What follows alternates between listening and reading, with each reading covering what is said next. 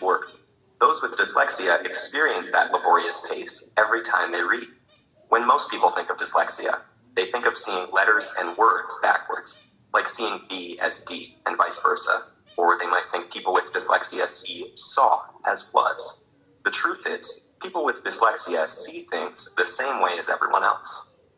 Dyslexia is caused by a phonological processing problem, meaning people affected by it have trouble not with seeing language, but with manipulating it. For example, if you heard the word cat and then someone asked you, remove the C, what word would you have left? At. This can be difficult for those with dyslexia.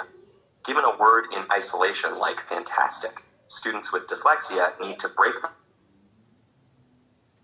the word into parts to read it. Fantastic.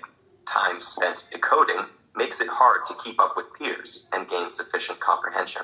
Spelling words phonetically like STIK for stick and FRENS for friends is also common. These difficulties are more widespread and varied than commonly imagined. Dyslexia affects up to 1 in 5 people. It occurs on a continuum. One person might have mild dyslexia, while the next person has a profound case of it. Dyslexia also runs in families. It's common to see one family member who has trouble spelling, while another family member has severe difficulty decoding even one-syllable words like catch. The continuum and distribution of dyslexia suggest a broader principle to bear in mind as we look at how the brains of those with dyslexia process language.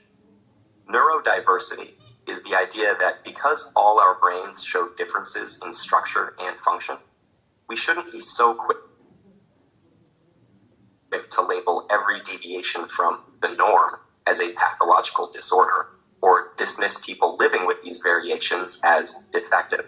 People with neurobiological variations like dyslexia, including such creative and inventive individuals as Picasso, Muhammad Ali, Whoopi Goldberg, Steven Spielberg, and Cher, clearly have every capacity to be brilliant and successful in life.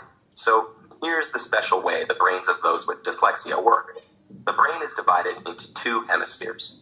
The left hemisphere is generally in charge of language and ultimately reading, while the right typically handles spatial activities. fMRI studies have found that the brains of those with dyslexia rely more on the right hemisphere and frontal lobe than the brains of those without it.